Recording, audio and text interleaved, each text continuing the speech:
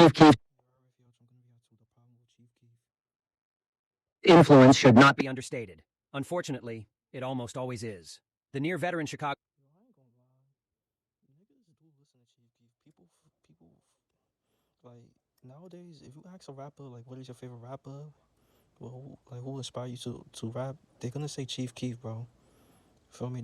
Most of them gonna say Chief Keef. A rapper paved the way for more rappers than you can count on two hands. Yet he still isn't considered anything more than a goofy mixtape rapper who's fallen past his prime. Sure, there are many writers, fans, and critics who give Keef his fair shake. He still isn't given his due credit by the public at large. The influence of Chief Keef is far-reaching and has affected an entire lane of rappers who enjoy massive cultural success today. Artists like Lil Pump, Playboi Carti, Lil Uzi Vert, and many more are essentially building their fortune on the back of a sound that Chief Keef created back in 2012.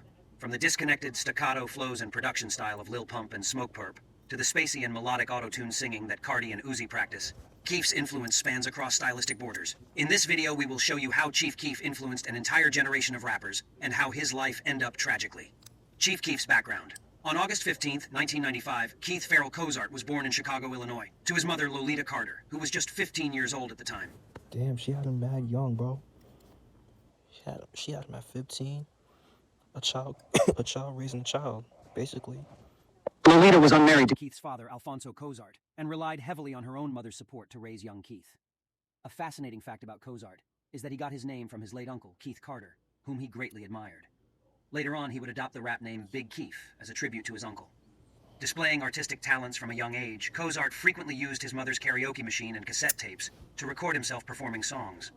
During his educational journey, Cozart attended Dulles Elementary School and the Banner School, which specifically caters to students who face difficulties learning in a conventional school environment. He later enrolled at Dyett High School, but eventually dropped out to pursue his music career. Residing in the Washington Park neighborhood on Chicago's South Side, Keith, known as a member of the Black Disciple Street Gang, found himself entangled with the law on multiple occasions. His first encounter with legal trouble occurred on January 27, 2011, when he was charged with drug manufacturing and distribution. However, due to his minor status at just 15 years old, he was only charged with a Class X felony and put under house arrest. During this time, Keith utilized his confinement to work on his music and released two mixtapes titled The Glory Road and Bang, which quickly gained attention from the local community. Despite being on house arrest, Keith's legal issues persisted as he faced another arrest, this time for possessing a firearm and pointing it at a Chicago police officer. Once again, he was placed under house arrest. Damn, that could have went wrong for Chief Keef right there. He backing out his knocking at a police officer. That could have went wrong. That could have went totally wrong, bro. Rest. Throughout these challenges, Keith continued honing his musical skills and shared his work on YouTube, gaining some attention. However, it was his single, I Don't Like, that truly catapulted him to fame, becoming a massive hit and being hailed as a perfect Chicago anthem. Many critics still regard it as his best song to date. As his star...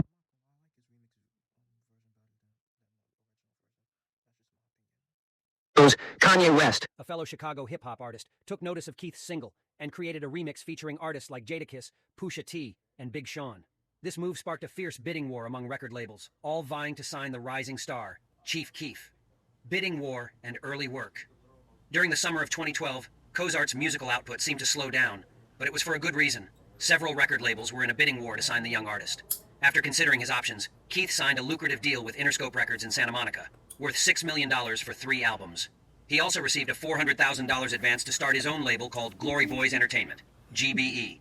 On December 18, 2012, Cozart released his debut album, Finally Rich, which featured prominent artists like 50 Cent, French Montana, Young Jeezy, Rick Ross, Wiz Khalifa, and fellow GBE artist Lil Reese. Although the album produced another hit single, Love Sosa, it didn't perform exceptionally well commercially, reaching only 29 on the Billboard 200 and selling 152,000 copies 3 months after its release. An interesting fact is that Finally Rich would later be certified gold by the RIAA in the summer of 2018 for selling over 500,000 copies. Despite the album's reception, Cozart garnered praise for his emotional performance on Kanye West's song, Hold My Liquor. He also signed with rapper Gucci Mane's record label, 1017 Brick Squad Records. Seeking to further advance his career, Cozart released his next mixtape, Bang PT2, a sequel to his earlier mixtape, along with a new one titled Almighty Sosa.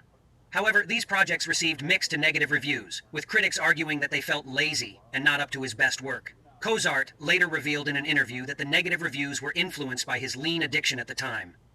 More trouble, even more trouble.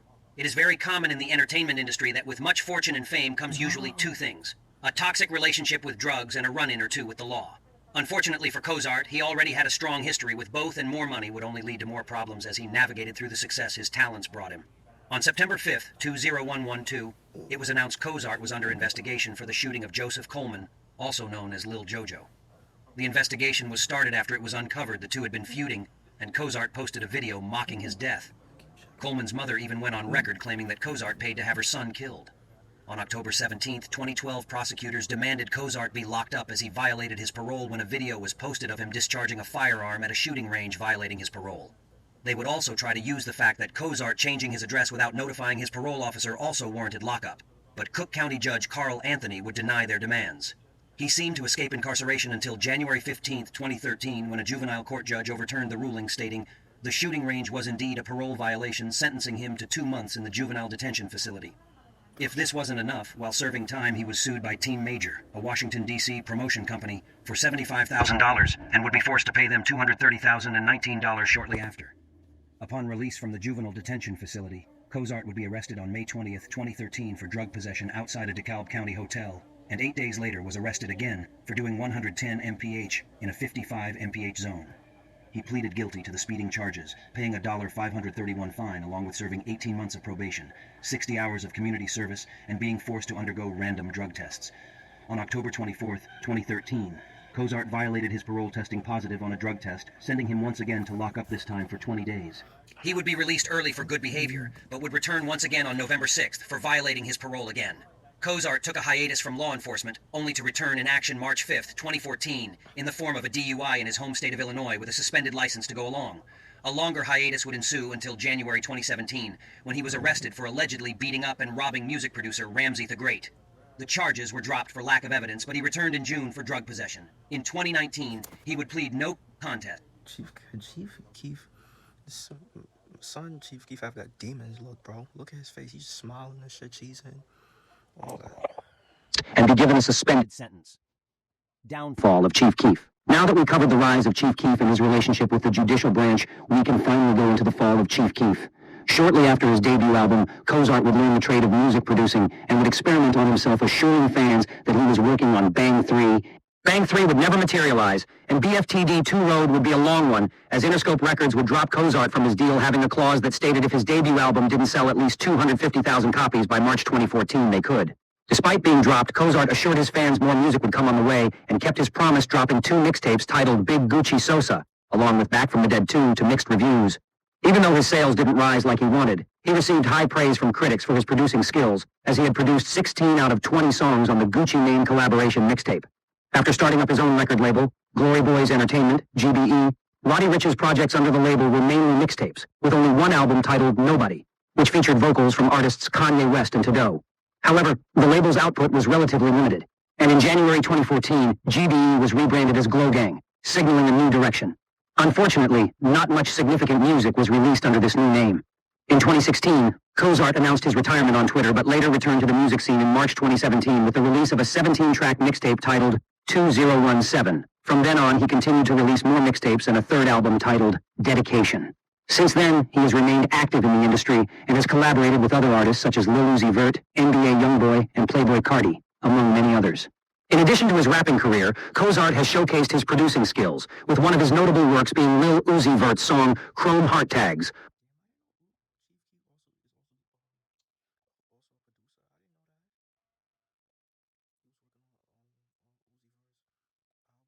On his album Eternal Attack.